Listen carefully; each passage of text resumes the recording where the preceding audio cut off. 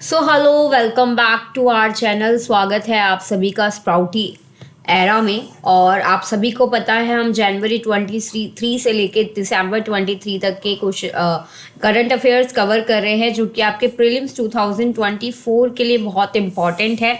आज का हमारा टॉपिक्स जो होंगे वो साइंस एंड टेक से रिलेटेड होंगे और कुछ टॉपिक्स को हम आज कवर करेंगे और आने वाली कुछ वीडियोस में कवर करेंगे। पहला टॉपिक आज का है हमारा आईएनएस इम्फाल। तो देख लीजिए आईएनएस इम्फाल क्या है। ये थर्ड ऑफ द 4 वॉरशिप।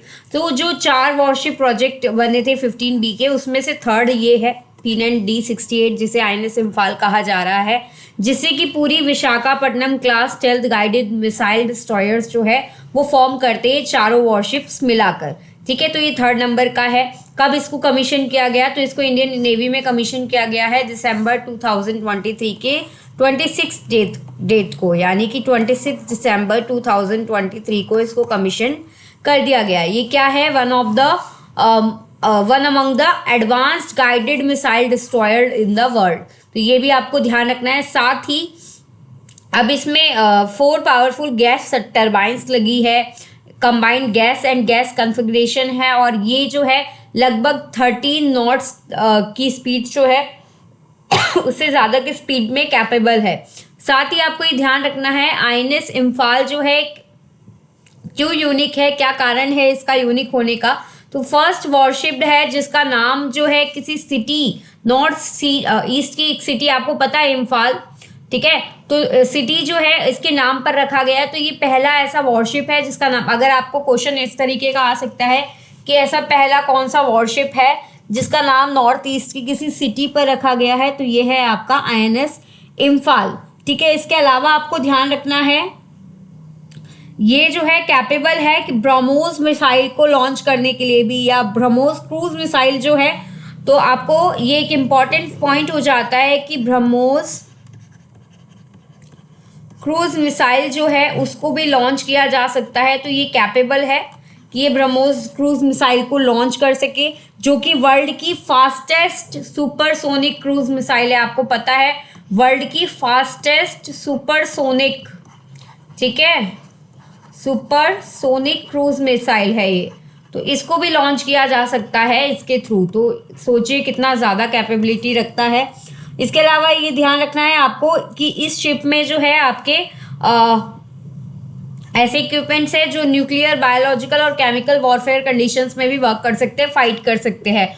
तो इस वजह से आपका आईएनएस इम्फाल जो है बहुत इंपॉर्टेंट हो जाता है। अगला हमारा टॉपिक है GPAI रिलेटेड। सो ये समिट जो है आपकी दिल्ली में हुई है। ठीक है, कहाँ हुई है? दिल्ली में हुई है, जिसे कहा जा रहा है दिल्ली डिक्लेरेशन ऑन AI।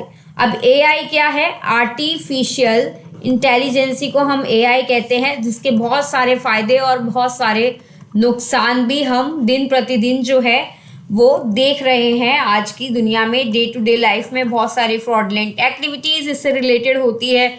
लोग आपके फेस का डुप्लीकेट करके वीडियो कॉल्स भी कर पा रहे हैं, आपके वॉइस को क्लोन कर पा रहे हैं, आपके फेस को कर पा रहे हैं। तो ये सब जो है डिसएडवांटेजेस हैं AI के। अब इस तरीके की समिट्स और डिक्लेरेशन का क्या महत्व होता है या क्या मीनिंग है, एक बार इसको समझ लेते हैं। सबसे पहले GPAI है क्या?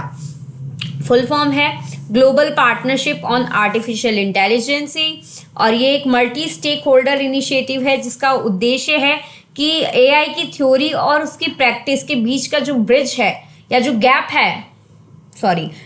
है उसको फिल आउट करना। ठीक है, और आपको ये भी ध्यान रखना है कि इसमें टोटल 28 कंट्रीज और एक आपका यूरोपियन यूनियन, ठीक है, जो कि 29th है यूरोपियन यूनियन, ठीक है, इससे मिलकर जो है बना है। और ये सारे लोग क्या करते हैं? डेवलपमेंट करते हैं और रिस्पॉन्सिबल है डेवलपमेंट के लिए भी और आर्टिफिशियल इंटेलिजेंसी के यूज़ के लिए भी। और ये भी आपको ध्यान रखना है इसका इस्तेमाल जो है किन किन कारणों से किया जाना चाहिए। हमेशा जो है हम ये कहते हैं आर्टिफिशियल इंटेलिजेंसी का इस्तेमाल जो है वो नॉन ह्यूमन या आप कह सकते हैं गलत पर्पसेस के लिए नहीं किया जाना चाहिए। ये भी एक उद्देश्य होता है इस तरीके की समिट का।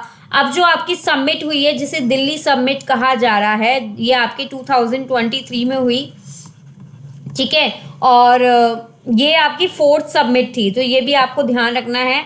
ये फोर्थ समिट थी इस इनिशिएटिव की, तो फोर्थ नंबर की थी, ये भी आपको पता होना चाहिए। इसके अलावा फर्स्ट 3 जो समिट्स हुई हैं वो कहाँ कहाँ हुई है, तो आपको ये भी पता होनी चाहिए। पहली समिट हुई थी मॉन्ट्रियल में, ठीक है, कहाँ हुई थी, मॉन्ट्रियल में हुई थी पहली समिट। सेकंड समिट आपकी हुई थी पेरिस में, आई गेस, हाँ जी, तो आपकी सेकंड समिट जो है पेरिस में हुई, और थर्ड आपकी हुई टोक्यो में, ठीक है जी, और फोर्थ आपकी हुई है दिल्ली में। तो ये आपको पता होना चाहिए कि first summit, second summit, third कहाँ हुई है, इससे पहले वाली भी। अब दिल्ली समिट की अगर हम बात करें, और एक बार आप देख लीजिए कौन कौन सी कंट्रीज इसके मेंबर है, तो मैंने ना अल्फाबेटिकली लगाया हुआ है। पहले नंबर पे अगर हम ए की बात करें तो ए से 2 कंट्री है, अर्जेंटीना, ऑस्ट्रेलिया। 2 से, बी से बेल्जियम, ब्राज़ील। 3 से कनाडा और चेक रिपब्लिक। 4 डी से एक ही कंट्री है आपकी, वो है डेनमार्क। एफ से भी एक ही कंट्री है, फ्रांस, जर्मनी। जी से एक ही कंट्री है, तो 3 लेटर्स से सिर्फ एक कंट्री है। आई से आपकी जो है 4 कंट्रीज है, तो ये आपको ध्यान रखना है, इंडिया, आयरलैंड, इजराइल और इटली। जे से फिर आपकी अगेन एक ही कंट्री है, Japan, Republic of Korea, Mexico, ये सिंगल सिंगल है। फिर उसके बाद नीदरलैंड एंड न्यूजीलैंड, पीछे दोनों के लैंड आ रहा है, तो इस वजह से भी आप याद रख सकते हैं नीदरलैंड एंड न्यूजीलैंड, ठीक है। तो एन से हो गया आपके नीदरलैंड्स एंड न्यूजीलैंड। फिर पी से आपके पोलैंड, फिर Senegal, Serbia, Singapore, Slovenia, sorry, Spain and Sweden. तो सबसे ज़्यादा कंट्रीज जो है एस लेटर से है, तो ये भी आपको ध्यान रखना है। एस लेटर से जो है 6 कंट्रीज है जो कि एस लेटर से शुरू होती है। फिर Turkey, United kingdom, United states, and last one is 29th number का यूरोपियन यूनियन। तो ये आपको ध्यान रखना है, ठीक है। तो अब एक बार जो दिल्ली में सबमिट हुई उसमें क्या बात की गई, तो उसमें आपके ऐसे रिस्क की बात की गई जो एआई से रिलेटेड है, यानी कि मैंने अभी आपको बताया कि एआई जितना यूज़फुल है उतने ज़्यादा उसके डिसएडवांटेजेस भी हमको देखने को मिल रहे हैं, तो उसकी बात की गई। साथ ही सेफ गार्ड की बात की गई, ह्यूमन राइट्स के सेफ गार्ड की बात की गई यहाँ पर। तो सिर्फ आर्टिफिशियल इंटेलिजेंस की बात कर रहे हैं, तो उसमें बहुत सारी चीज़ें इंक्लूडेड थी, जैसे कि ह्यूमन राइट्स हो गए, प्रोटेक्शन की बात की गई है भाई, कि जो आपके इंटेलेक्चुअल प्रॉपर्टी राइट्स हैं इनके प्रोटेक्शन की भी बात की गई इसमें, ठीक है। और आपके रिस्पॉन्सिबल एआई की बात की गई है भाई, कि एआई का इस्तेमाल तो किया जा रहा है, हमें डेवलपमेंट करना चाहिए एक रिस्पॉन्सिबल, कि उससे किसी का नुकसान ना हो, तो रिस्पॉन्सिबल एआई की बात भी इस मीटिंग के तहत की गई है। ये कहा जाता है कि जो जीपीएआई है उसका मेन मुद्दा है, आप कह सकते हैं किस पे फोकस करता है, लो और मिडिल इनकम ग्रुप वाली जो कंट्रीज़ हैं, ठीक है। तो लो और मिडिल इनकम ग्रुप वाली जो कंट्रीज़ हैं, तो उनमें ये इंश्योर करता है कि जितनी भी चीज़ें डेवलपमेंट के लिए इस्तेमाल करने के लिए, या जो भी रिक्वायरमेंट्स हैं, ठीक है, या जो नेशनल और रीजनल व्यूज़ हैं, या अपने जो आप कह सकते हैं एक्सपर्टीज़ है, उनकी हेल्प से इन लोगों को एक शेयर्ड वैल्यूज़ प्रोवाइड करना, ये सब जो है इसका मेन फोकस है। ओके जी, अब आखिरी में देख लीजिए, हम सम अप करते हैं इसको, और आपको बेसिकली ध्यान रखना है इससे रिलेटेड एआई जो है बहुत एक्टिव मुद्दा है। अगर आप प्रीलिम्स के अलावा मेंस की भी भाई तैयारी तो कर ही रहे होते हैं आप साथ साथ में, तो एआई से रिलेटेड क्वेश्चंस जो हैं आपके साइंस एंड टेक में आ सकते हैं, आपको ये पता होना चाहिए। और उसमें आपको सबसे पहली बात आपको दोनों चीज़ें बतानी है, एआई के फ़ायदे और उसके नुकसान, यानी कि डिसएडवांटेजेस भी और एडवांटेजेस भी, दोनों ही एक्सप्लेन करने हैं। ओके, चलिए नेक्स्ट टॉपिक पे चलते हैं। हमारा नेक्स्ट टॉपिक है मंकी पॉक्स, ठीक है, सॉरी। चलिए, तो ये मंकी पॉक्स क्या है भाई, इसके बारे में जो है हम पहले भी लास्ट ईयर की न्यूज़ में भी हम पढ़ चुके हैं, लेकिन हम पूरी 2023 की न्यूज़ को कवर कर रहे हैं। तो आपको पता होगा 2023 में अफ्रीका के अंदर डेमोक्रेटिक रिपब्लिक ऑफ कॉन्गो, यहाँ पर जो है कुछ काफ़ी केसेस डिस्कवर्ड किए गए मंकी पॉक्स के, ठीक है। तो मंकी पॉक्स के काफ़ी केसेस डिस्कवर किए गए। अब ये मंकी पॉक्स या फिर जिसे एम पॉक्स कहा जा रहा है करंटली, ये है क्या, एक बार इसको समझ लेते हैं, ठीक है। आइए, कहाँ गया भाई, पेन गायब हो जाता है, हाँ जी। तो कई केसेस जो है डिस्कवर्ड किए गए। पहले अगर हम देखें कि इसको मंकी पॉक्स को अब क्या कहा जा रहा है, एम पॉक्स के नाम से शॉर्ट फॉर्म का जमाना है, तो शॉर्ट फॉर्म के नाम से जानते हैं, जो कि एक रेयर डिजीज है। ऐसा नहीं है कि नॉर्मली हर किसी को होती है, ये एक रेयर बीमारी है आपकी, ठीक है, रेयर डिजीज है। अब ये कौन सी वायरस की फैमिली से बिलोंग करती है, तो आपको ये भी ध्यान रखना है, जो वेरियोला वायरस है, ठीक है, वेरियोला वायरस, ठीक है, ये कैसा वायरस है जिसकी वजह से स्मॉल पॉक्स होता है। भाई स्मॉल पॉक्स आप सभी को पता होगा, तो स्मॉल पॉक्स बीमारी भी इसी वायरस की वजह से होता है, तो ये इसी वायरस की फैमिली से बिलोंग करता है मंकी पॉक्स भी, ठीक है। और मंकी पॉक्स के जो सिम्टम्स हैं वो स्मॉल पॉक्स के सिम्टम्स से मिलते जुलते होते हैं, लेकिन कम होते हैं। एम पॉक्स जो है रेयरली फेटल है, फेटल का मतलब हो गया इससे डेथ जो है बहुत कम होती है, ठीक है। और हालांकि अगर हम बात करें तो एम पॉक्स यानी कि मंकी पॉक्स जो है बिल्कुल भी आपके चिकन पॉक्स से रिलेटेड नहीं है, तो यहाँ पर स्पेशली लिखा हुआ है it is not related to chicken pox.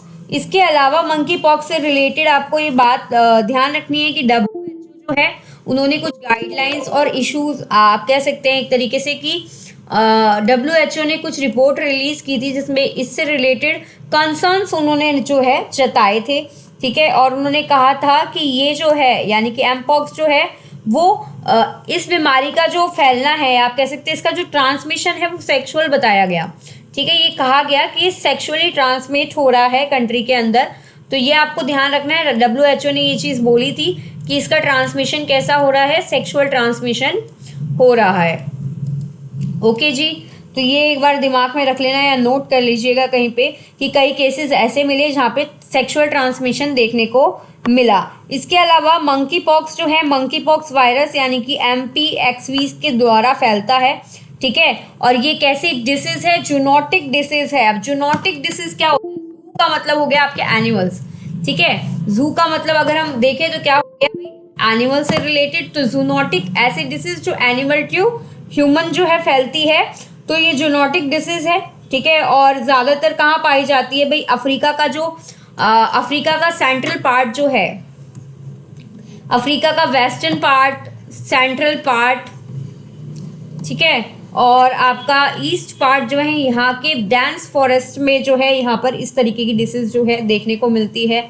और इसमें कई सिम्टम्स हैं आपके, जैसे कि फीवर, ठीक है, फीवर हो गया, या फिर आप कह सकते हैं हेडेक हो गया, सरदर्द भी होता है, तो इस तरीके के सिम्टम्स देखने को मिलते हैं। एम पॉक्स को सबसे पहले 1958 में डिस्कवर्ड किया गया था, जब वहाँ पर 2 आउटब्रेक्स देखने को मिले थे, ठीक है, पॉक्स लाइक डिसीज के। और ये कहाँ हुआ, मंकीज की कॉलोनीज में देखने को मिला था। हालांकि इसका नाम जो है मंकी पॉक्स वायरस है, या उसको मंकी पॉक्स वायरस के नाम से जानते हैं, लेकिन आज भी हमें इस बीमारी का जो कारण है या जो सोर्स है, हमने इसे कह तो दिया मंकी पॉक्स, लेकिन आज तक इसका जो सोर्स है वो अननोन है, अभी तक हमें नहीं पता। हालांकि जो अफ्रीकन रोडेंट्स है या नॉन ह्यूमन प्राइमेट्स हैं, जैसे कि मंकीज हो गए, ठीक है, तो ये माना जाता है कि इनसे फैला है और इनकी वजह से जो है लोग इन्फेक्ट होते हैं। पहला केस जो है, पहला ह्यूमन केस एम पॉक्स का, वो 1970 में देखा गया था, तो आपको ध्यान रखना है। सबसे पहले डिस्कवर्ड किया गया 1958 में, पहला केस जो है ह्यूमन का वो 1970 में देखा गया। और 2022 से पहले, जो 2022 में मंकी पॉक्स फैला, उससे पहले कई लोग जो थे सेंट्रल और वेस्टर्न अफ्रीकन कंट्रीज के, उनमें ये बीमारी देखने को मिली थी। इसके अलावा पहले के जितने भी एम पॉक्स के केसेस थे अफ्रीका के लोगों में, वो इंटरनेशनल ट्रैवल की वजह से हुए थे, यानी कि दूसरी कंट्रीज में वो गए और वहाँ से जो है डिसीज ट्रांसमिट हो गई। ये केसेस जो है मल्टीपल कॉन्टिनेंट्स में देखने को मिले, यानी कि कई महाद्वीपों में देखने को मिले। अब आपको ये ध्यान रखना है, 2 तरीके का मंकी पॉक्स वायरस होता है, क्लेड 1, क्लेड 2, ठीक है। क्लेड 1 जो वायरस होता है, इसकी फैटिलिटी रेट जो है 10% है, यानी कि 10% लोग जो है इस बीमारी की वजह से उनकी डेथ भी हो सकती है। लेकिन जो टाइप 2 है, इसमें आपको ध्यान रखना है, टाइप 2 रेयरली फेटल है। इसमें 99% जो लोग हैं वो जिंदा रहते हैं, यानी कि सरवाइव कर जाते हैं, उनकी डेथ नहीं होती, तो 1% चांस है बस, ठीक है, वो भी रेयर। तो ये आपको ध्यान रखना है। क्लेड 2 जो कि 2022-23 में देखने को मिला, वो क्लेड 2 वाला था, ठीक है। हालांकि जो लोग हैं जिनको ये बीमारी हो जाती है, उनका इम्यून सिस्टम बहुत ज़्यादा वीक हो जाता है, या 1 साल से अगर कम का बच्चा है जिनमें इस तरीके का कुछ देखा गया है, जिनमें एक्जिमा देखा गया है, और या फिर जो लोग प्रेग्नेंट है या ब्रेस्ट फीडिंग मदर्स है, उनमें ज़्यादा बीमारी जो है ये सीरियस रूप ले लेती है और उनकी डेथ मतलब हमें देखने को मिल सकती है। इसके अलावा ये बीमारी जो है वो इतनी फैटल नहीं है। दूसरी चीज़ अगर हम देखें तो इसका कोई ट्रीटमेंट नहीं है, तो आपको ये ध्यान रखना है, नो ट्रीटमेंट, ठीक है, कोई स्पेसिफिक ट्रीटमेंट नहीं है भाई इस बीमारी का। ये भी आपको पता होना चाहिए कि इस बीमारी का कोई स्पेसिफिक ट्रीटमेंट नहीं है, साथ ही कोई वैक्सीन भी अवेलेबल नहीं है। तो भाई देखिए, ध्यान रखिए अपना, ठीक है, वैक्सीन भी कोई अवेलेबल नहीं है। और पुराने समय के या पिछले कुछ केसेस की बात करें या पास्ट की बात करें तो कई ऐसी एंटी स्मॉल पॉक्स वैक्सीन जैसे चलती है, अगर उनको भी हम इस्तेमाल करते हैं तो 85% ही रिजल्ट देती है, ठीक है। तो इसलिए हम इसको ज़्यादा यूज़ नहीं कर सकते हैं, क्योंकि इसका कोई 100% वो नहीं है कि हाँ हम इससे क्योर कर सकते हैं। अगला हमारा टॉपिक है वर्ल्ड मलेरिया रिपोर्ट। इसके बारे में ज़रा पढ़ लेते हैं कि भाई ये क्या है। सबसे पहले किसके द्वारा रिलीज़ की जाती है या रिलीज़ की गई, WHO के द्वारा, वर्ल्ड हेल्थ ऑर्गेनाइजेशन के द्वारा। और 2022 में इंडिया में क्या देखने को मिला, 66% मलेरिया केसेस में जो है वो गिरावट देखने को मिली, ठीक है। और प्लाज्मोडियम वाइवेक्स जो है, जो कि आपका एक प्रोटोजोअल पैरासाइट है, ठीक है, क्या नाम है इसका, प्लाज्मोडियम वाइवेक्स, ठीक है। तो ये जितने भी केसेस देखने को मिले हैं ये साउथ ईस्ट एशियन रीजन में, उसके 46% जो है केसेस का कारण यही है, ठीक है। आपका क्या नाम लिया है मैंने, प्लाज्मोडियम वाइवेक्स, तो ये आपको ध्यान रखना है। और स्पेशली इंडिया और इंडोनेशिया में 94% जो लोग हैं जिनको मलेरिया होता है, कहाँ पर, इंडिया और इंडोनेशिया के अंदर। तो ये एक इम्पॉर्टेंट फैक्ट है, मैं आपको बता देती हूँ कि इंडिया और इंडोनेशिया के अंदर 94% जो मलेरिया की डेथ है वो देखने को मिली है। तो इन दो कंट्रीज़ में 94% डेथ देखने को मिली है मलेरिया की वजह से, ठीक है। तो ये हो गई आपकी वर्ल्ड मलेरिया रिपोर्ट। इसके अलावा बहुत सारे टॉपिक्स हैं जो कि आपके न्यूज़ में रहे हैं, जैसे कि आपका नाइट स्काई सेंचुरी इन लद्दाख। तो ये इम्पॉर्टेंट है आपके एग्ज़ाम के पॉइंट ऑफ व्यू से, ये आपको ध्यान रखना है भाई। नाइट स्काई सेंचुरी कहाँ वो बनाई गई है, तो लद्दाख के अंदर, ठीक है।